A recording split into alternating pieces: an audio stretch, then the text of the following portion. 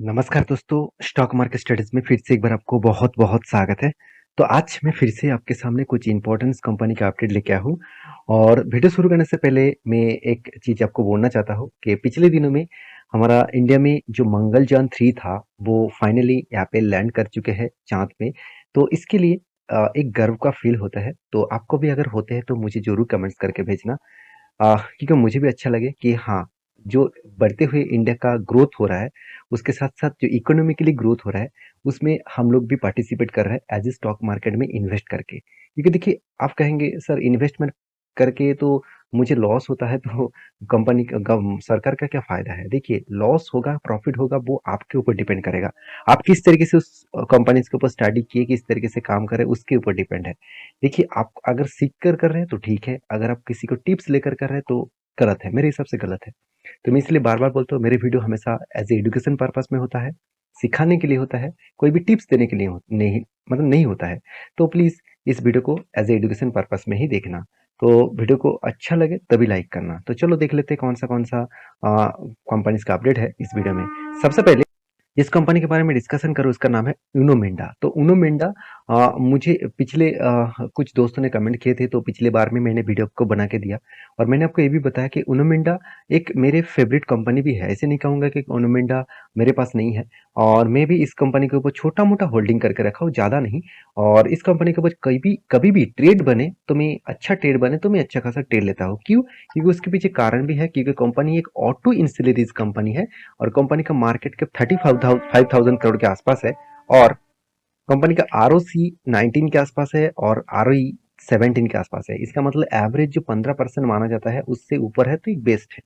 तो कंपनी का जो पी रेशियो है वो मतलब इंडस्ट्रीज पी रेशियो से कंपनी का पी रेशियो थोड़ा सा ज़्यादा हाई है। कितना हाई है मैं आपको बता दूं, एक टाइम कंपनी का पी रेशियो चला गया था 177 और वहां से घटकर कहाँ पे आ गया, वहां पे घटकर आ चुके हैं ऑलमोस्ट 51 के आसपास। यहाँ पे करेक्शन हुआ, इस करेक्शन फिर से वो कंपनी को खड़ा कर पाएंगे मेरे हिसाब से। तो कंपनी का जो परफॉर्मेंस यहाँ पे देखने को मिला है उस हिसाब से देखें तो कंपनी का क्वार्टरली जो रिजल्ट हुआ, कंपनी देखिए सेल्स को किस तरीके से इंक्रीज किया। जैसे पिछले सालों में 2,555 करोड़ के आसपास सेल हुआ था, इस बार वो बढ़ के हो चुके ऑलमोस्ट 4,000 करोड़ के आसपास। एक्सपेंस को भी कंपनी कंट्रोल में रखे, उसके बाद इनकम भी अच्छा खासा किए और देखिए लास्ट जो नेट प्रॉफिट जो बचा, नेट प्रॉफिट जो देखने को मिला 150 करोड़ से बन चुके हैं 180 करोड़। तो पिछले क्वार्टर्स को बीट नहीं कर पाया मगर पिछले सालों को बीट कर पाया है। तो एक अच्छी बात है, जब ऑटो सेक्टर में ग्रोथ हुआ तब इस कंपनी का इकोनॉमिकली देखा जाए तो इस कंपनी का भी ग्रोथ होना स्टार्ट हो गया। क्योंकि प्रॉफिट एंड लॉस में देखेंगे 2018 के मैं डेटा दिखा दूं तो 2018 में इसका प्रॉफिट जो था उसके बाद देखिए धीरे धीरे कम होता गया क्योंकि 2018 के बाद इकोनॉमिकली जो ऑटो सेक्टर है उसका डिमांड कम हो गया था और डिमांड कम होने के कारण सेल्स डाउन हुआ, प्रॉफिट डाउन हुआ और इसीलिए देखिए प्रॉफिट कमजोर हो गया था। धीरे धीरे करके फिर से देखिए 400 करोड़, 700 करोड़, 730 करोड़ तक ऊपर लेके गया। यहाँ पे एक प्लस पॉइंट है, एक पॉजिटिव पॉइंट्स है इस कंपनी के ऊपर। तो रही बात एज ए इन्वेस्टर के बारे में बात करूँ तो प्रोमोटर से लेकर एफआईएसडीएस पब्लिक हर किसी के पास इस कंपनी का हिस्सेदारी है। तो ओवरऑल बात करूँ इस कंपनी के जो म्यूचुअल फंड वाले ने किस तरीके से इस कंपनी के ऊपर परफॉर्मेंस किया वो आप देखेंगे तो कंपनी के ऊपर देखिए लास्ट कुछ मंथ में फरवरी मंथ, मार्च मंथ और अप्रैल मंथ, इस तीनों मंथ में अच्छा खासा सेल मतलब बाय किया गया और लास्ट कुछ मंथ में जैसे मई, जून और जुलाई इस तीनों मंथ में सेल किया गया। अभी परसेंटेज वाइज में दिखा दूं कि लास्ट 3 मंथ्स में जो बाय हुआ उससे कई गुना कम सेल किया गया। इसका मतलब सेलिंग प्रेशर से कई गुना ज्यादा बाइंग प्रेशर है। तो मेरे हिसाब से एक प्लस पॉइंट यहाँ पे देखने को मिला है। तो इस कंपनी का चार्ट पैटर्न क्या बता रहा है आप ध्यान से देखेंगे तो चार्ट पैटर्न में कुछ इस तरीके से ट्रेड बना, एक कप बना, उसके बाद एक हैंडल बना, उसके बाद छोटे छोटे 3 हैंडल बना। तो देखिए जब कंटिन्यूसली हैंडल क्रिएट होता है तो एक हायर चांसेस है कि यहाँ पे बायर पुश कर रहे हैं ऊपर साइड में, सेलर पुश नहीं कर पा रहा है। इसका मतलब उसको ब्रेकआउट होने में अच्छा खासा एक धमाका आपको दिखेगा। तो ब्रेकआउट जो हुआ हाई वॉल्यूम के साथ और भी कंफर्मेशन मिल गया, जो ब्रेकआउट हुआ उसको कंफर्म भी कर दिया। तो मैंने आपको ये बताया कि यहाँ पे एंट्री लिया हो, अगर यहाँ पे फिर से इस लेवल को टच करे तो मैं और भी क्वांटिटी बढ़ाने वाला हूँ। क्योंकि यहाँ पे जो क्वांटिटी मैंने लिया थोड़ा सा ज़्यादा नहीं कम लिया क्योंकि मैं मुझे पता है कि इस तरीके से अगर हायर साइड में जाते हैं और इस तरीके से अगर कैंडल्स बनता है, कुछ शूटिंग स्टार जैसे कैंडल अगर बनता है तो थोड़ा सा करेक्शन होगा। और प्रीवियस जो रेंज सपोर्ट है उसको टेस्ट करेगा, उसके बाद ऊपर जाएगा, और ऊपर अगर जाएगा तो 27% का गेन मिल सकता है। तो फिलहाल के लिए मैं होल्ड करके रखा हूँ, मैं कंटिन्यू जरूर करूंगा। बाकी आपके क्या राय है वो जरूर कमेंट्स करना। नेक्स्ट जो कंपनी जिसके बारे में बात करूँ उसका नाम है IRFC। देखिए IRFC, RBNL जब भाग रहा था तो बहुत सारे लोगों ने मुझे कमेंट्स किया, सर IRFC कब भागेगा। देखिए IRFC भी भागना स्टार्ट हो गया, क्योंकि शायद आप सोच रहे थे कि आपने सोचा था तो इसलिए भागा, ऐसे बिल्कुल भी नहीं। रेलवे सेक्टर में हमेशा एक चीज आपको ध्यान देना पड़ेगा। आरएफसी एक ऐसे कंपनी है जो सारे रेलवे कंपनीज के फाइनेंस कंपनी है। देखिए पहले क्या होता था, कोई भी रेलवे गवर्नमेंट को अगर प्रोजेक्ट के लोन का जरूरत होता तो वो कोई भी बैंक से, कोई अलग जगह से लोन ले लेते। तो वहाँ पे दिक्कत क्या होता, तो वहाँ पे कुछ मतलब बहुत सारे फॉर्मेलिटीज को मेंटेन करने में टाइम लग जाता था। तो इसीलिए रेलवे गवर्नमेंट ने एक डिसीजन लिया कि खुद का कोई फाइनेंस कंपनी होना चाहिए। अगर आपको लोन लेना है, रेलवे रेलवे को लोन लेना ही है, तो वो फाइनेंस कंपनी से वो लोन ले पाए। तो इसीलिए आईआरएफसी का जन्म हुआ, और आईआरएफसी इस तरीके से काम कर रहा है। कोई छोटा मोटा कंपनी मत समझ लेना, 64,000 करोड़ के आसपास मार्केट कैप है। पी रेशियो रिजनेबल है, एकदम सस्ते में है, और इंडस्ट्रीज पी रेशियो के आसपास है, और 10 का पी रेशियो होने का मेन पीछे कारण है, कंपनी गवर्नमेंट कंपनी है। तो गवर्नमेंट कंपनी में बहुत तेजी से भागेंगे भी नहीं, बहुत तेजी से गिरेंगे भी नहीं, एक रेंज के हिसाब से वो काम करता रहेगा। तो रही बात कंपनी के ऊपर एनुअल इनकम का, शानदार इनकम किया। और सबसे बड़ी बात, कंपनी ने कितना कर्जा लिया, कंपनी के पास कर्जा 4 लाख करोड़।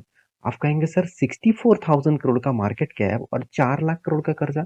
चलो मैं कुछ पॉइंट्स आपके साथ यहाँ पे शेयर करता हूँ, ध्यान दीजिएगा इस चीज के। कंपनी का बोरिंग्स कितना था, कंपनी का बोरिंग्स पहले 2013 में कितना था, 58,000 करोड़ के आसपास, मतलब कर्जा 58,000 करोड़ का लिया हुआ था।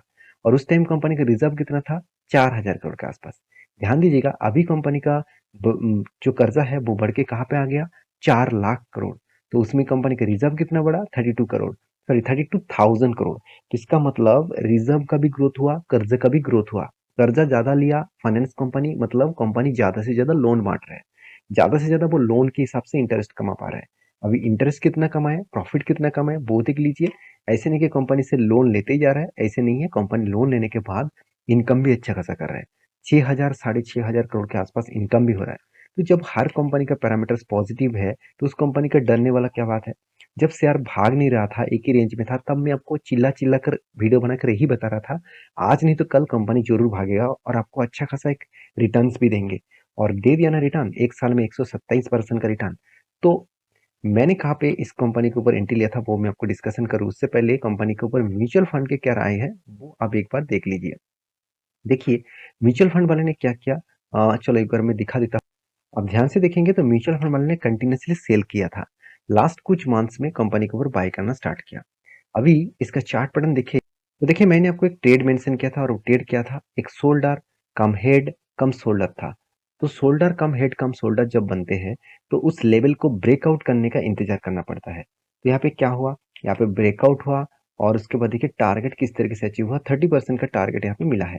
और फिर से देखिए मुझे कुछ दोस्तों ने कमेंट किया, सर मैंने यहाँ पे एंट्री लेवल मिस कर चुका हूँ, क्या मैं फिर से यहाँ पे एंट्री ले लूँ।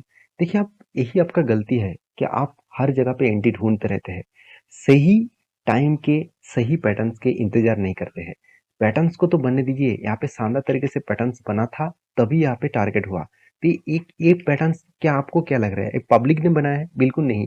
ये बड़े बड़े ऑपरेटर ने इस तरीके से गेम खेला, वो जब भी नीचे आए तब भी बाई किया, जब भी नीचे आए तब भी बाई किया, और इसके बाद एक अच्छा खासा पुण्य ने प्रॉफिट बुकिंग किया। तो मैं बार बार बोलता हूँ, आपको ऑपरेटर के गेम को समझना पड़ेगा, ऑपरेटर किस तरीके से ऑपरेटिंग कर रहा है शेयर के ऊपर, वो आपको समझना पड़ेगा। अगर वो एक बार आपने समझ लिया तो आपको चिंता करने का कोई बात नहीं, आपको जरूर प्रॉफिट मिलेगा। तो नेक्स्ट जो कंपनी जिसके बारे में डिस्कशन करूँ उसका नाम है वीवीएल। तो वरुण बेवरेजेस लिमिटेड इंडिया के नंबर 1 बेवरेजेस कंपनी है। इस कंपनी को मैं पहले ही बोल चुका हूँ, 50,000 करोड़ के आसपास जब मार्केट कैप था तब से लेकर इस कंपनी के ऊपर मैं स्टडी कर रहा हूँ, और तब से लेकर इस कंपनी अच्छा खासा काम भी कर रहा है, अच्छा खासा धमाका परफॉर्मेंस भी कर रहा है। तो ओवरऑल इस कंपनी का जो पी रेशियो है वो 60 के आसपास है, आरओई तो बेस्ट लेवल में देखने को मिला। कंपनी का डेप्थ ना मतलब जो है अभी भी डेप्थ ज्यादा था, 1% के आसपास डेप्थ था, वो कम हो चुके 0.57 के आसपास। कोई बात नहीं, ठीक ठाक लेवल में ही है हमेशा। हाँ, देखा जाता है कि 0.50 के नीचे अगर डेप्थ हो तो अच्छा खासा माना जाता है। तो कोई बात नहीं, कोई कंपनी ऐसी नहीं कि कंपनी इनकम नहीं किया, अच्छा खासा इनकम भी किया और उसके साथ-साथ फिर कैश फ्लो भी अच्छे खासे यहाँ पे दिखाया। और उस बेसिस में देखा जाए तो कंपनी का जो नेट प्रॉफिट है, तो नेट प्रॉफिट किस तरीके से जनरेट किया आप देखेंगे तो कंपनी लास्ट कुछ क्वार्टर्स में 4,900 करोड़ से 5,600 करोड़ तक कंपनी ने सेल्स को इंक्रीज किया। उसी के साथ साथ कंपनी एक्सपेंस को भी यहाँ पे एक अच्छी तरीके से कंट्रोल किया और उस हिसाब से कंपनी तो ऑपरेटिंग प्रॉफिट मार्जिन जो है वो भी यहाँ पे देखिए 25% से बढ़ के हो चुके 27%। तो जब जो ग्रोथ हो रहा है यहाँ पे तो ग्रोथ का पोटेंशियल हाई है और साथ ही साथ नेट प्रॉफिट देखिए आज तक की highest net profit company generate किया। फर्स्ट टाइम कंपनी 1000 करोड़ को क्रॉस ओवर किया। तो जो जो यहाँ पे अच्छा खासा ग्रोथ देखने को मिला है तो मेरे हिसाब से बेस्ट है। कंपनी के 2 पॉइंट्स मुझे अच्छा लगा। पहली पॉइंट्स जो है कंपनी का रिजर्व बढ़ता गया, उसके साथ-साथ कंपनी का कर्जा भी बढ़ा। मगर कर्जे से कंपनी का रिजर्व ज़्यादा है और कर्जा किस बेसिस पे लिया गया आप देखेंगे कंपनी का शॉर्ट टर्म लॉन्ग टर्म दोनों साइड से ही कंपनी का कर्जा है। उसके साथ कंपनी कुछ लीज लायबिलिटी भी लेके रखा है। उसके साथ कंपनी का फिक्स एसेट भी लगातार बढ़ते गए और क्यों ना बढ़े क्योंकि कंपनी CWIP को हर साल मेंटेन्स कर रहा है। अभी CWIP क्या होते हैं? कैपिटल वर्किंग इन प्रोसेस मतलब कुछ कैपिटल्स है जो कंपनी का प्रोसेसिंग में चल रहा है, कुछ कैपिटल्स है जो कंपनी प्रोसेसिंग में लगा के रखा, जो प्रोसेसिंग खत्म होने के बाद डायरेक्टली वो पैसा कहाँ पे ऐड होगा? फिक्स एसेट में ऐड हो जाएगा।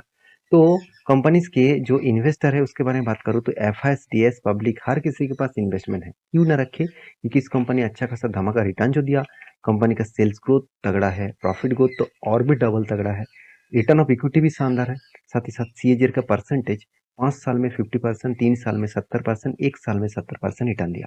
देखिए मैं रिटर्न नहीं देखता, मैं देखता हूँ कंपनी में अगर खासियत है तो रिटर्न वो आज नहीं तो कल जरूर देंगे।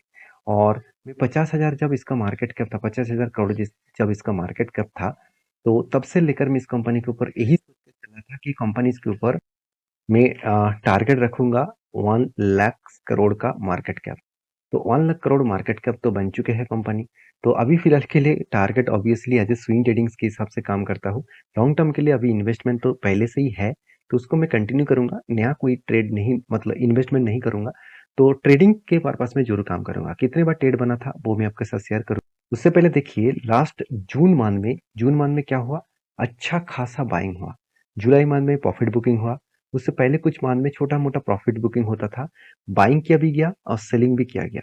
तो लास्ट जून मंथ में इतना तगड़ा वॉल्यूम क्यों हुआ?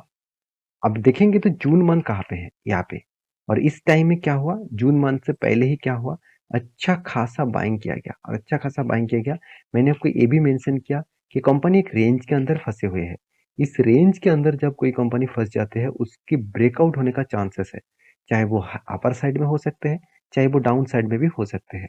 तो अपर साइड में हुआ तो मैंने यहाँ पे एंट्री नहीं लिया क्योंकि मैंने को पहले बोला हूँ कि यहाँ पे नीचे आने दीजिए, इसको रिट्रेसमेंट करेगा, उसके बाद कोई रिवर्सल कैंडल्स यहाँ पे अच्छा खासा रिवर्सल कैंडल्स बने तो इसके ऊपर मैं एंट्री लेने के लिए तैयार हो जाऊंगा। तो बाकी इंतजार करना ही ठीक होगा। कभी अभी कोई भी मौका नहीं है, मौके जब आएगा तो मैं आपके साथ वीडियो जरूर शेयर करूंगा। नेक्स्ट जो कंपनी जिसके बारे में बात करूँ उसका नाम है लंकार कंटेनर्स लाइन्स लिमिटेड। तो इस कंपनी ने एक अच्छा खासा रिटर्न जनरेट करके दिया पब्लिक को, मतलब इंस्टीट्यूशन को और पब्लिक को, जो जो इन्वेस्टर है, जो जो निवेशक है। तो देखिए 112 से कंपनी चल गया था कितना 240, तो ऑलमोस्ट 2x फंड आपको कर चुके हैं। इसके बाद कंपनी ने एक बहुत बड़ा डिसीजन ले लिया। वो डिसीजन क्या है, बोनस देने का। तो 22 सितंबर में कंपनी आपको बोनस देने वाला है और वो भी कितना, एक के बदले आपको 2 शेयर मिलेगा। तो एक के बदले 2 शेयर कंपनी आपको देने वाले है, तो एक बहुत बड़ा पॉजिटिव पॉइंट है मेरे हिसाब से। बाकी आप इस सारे कंपनीज के ऊपर एक बार रिसर्च करना, उसके बाद काम करना। वीडियो अच्छा लगे तो लाइक करना, दोस्तों के साथ शेयर भी करना। मिलेंगे नेक्स्ट वीडियो में, तब तक के लिए अच्छे से रहिए, अपने ख्याल रखिए, धन्यवाद।